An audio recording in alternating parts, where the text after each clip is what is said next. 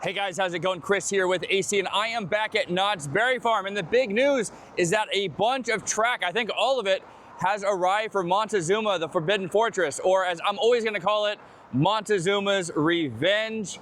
Let's check it out. It's just here behind me off La Palma in their overflow lot. Well, this is a nice interruption. I was about to start talking about the track, and we have the stagecoach going by.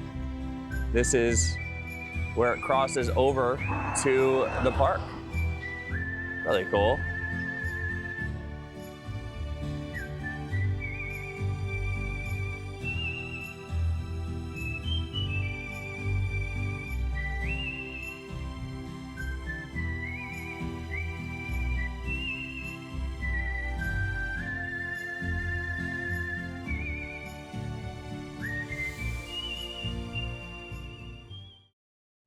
And here it is, including the flatbed that it came in on. About a week after I was here for my last update, there was a track delivery, and there's been even more delivered. Like I was saying, it looks to be all the pieces. Now I'm wondering if it was all painted off-site or they've done some on-site, because there's an unpainted section here, and it looks like there's a paint booth over here. I do find it kind of strange that they would do this work on site, especially if they had shipped the pieces out.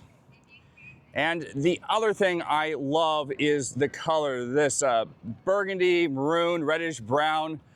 Now, I'm a lover of the original all yellow Montezooma's Revenge. However, this with the green supports is gonna look phenomenal. I'm also very, very happy that it looks like the original. And that's probably because all of this is the original, including the loop, which was famously cut up. There was a lot of damage to the ends. However, it's metal, so you can weld on new pieces.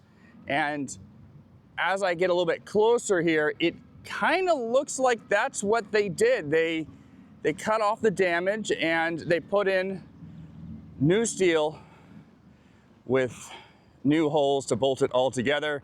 Let's get a closer look at it here. Just phenomenal.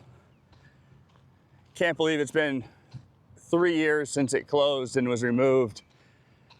And I really hope it's gonna be worth the wait. Now, it's not gonna have the flywheel, but I think it's gonna be an incredible ride, especially the forces in the loop. It is like none other. Absolutely thrilled that it's gonna be coming back. One final look at it here. And now let's go inside the park and see what it looks like in there. The other development since my visit in late April is the removal of all the scaffolding on this front spike. It was the back spike that was removed when I was here, and this happened maybe a week after I was here. I can't remember exactly, but it was right around the same time that the track started getting delivered. And can't wait to see track get installed. It's been a long time. Let's look at the base of this where they had the bushes that I was afraid that they were gonna die. Wow, incredibly, after being covered for what, about a year or something like that? These set of bushes, there's about, what, 4 of them here? They're still alive. Of course, the one at the very end that wasn't covered as much is looking a lot better. But yeah, pretty surprised here. Okay, let's check out the rest of the coaster and let's go see if that cup is there. Here we are looking at the supports and the foundation or footings for the loop. And it looks like they have a bit of work to do to prep all those bolts before the loop gets reattached. I don't see a crane on site, but who knows? Developments can happen really quickly. And also, I was a bit surprised that the launch section is still completely covered in scaffolding and this big tarp, and that goes all the way down into the station. So maybe there's a bit more work to do before the track gets installed. We'll just have to wait and see. They've also finished things up at the bottom of the back spike. Yes, when I was here last time, all the scaffolding was removed from the top all the way down to nearly the bottom, but we still had a wall here, a construction wall, and there were a few pieces that weren't painted yet. And now the wall is gone and everything is painted. It's looking really nice, looking ready for some track. Oh wow, they pulled out the construction wall a considerable distance here at the station and ride entrance, which tells me that they're probably gonna be working on the queue and whatnot. The wall used to, well, if I get a little bit closer here, you can see, yeah, that's where the wall used to be. I can't walk down that path anymore and get closer to the cup, but let me back up here again and take a peek. And yeah, the cup is still there. You know, at this point, they might as well just make it part of the theming.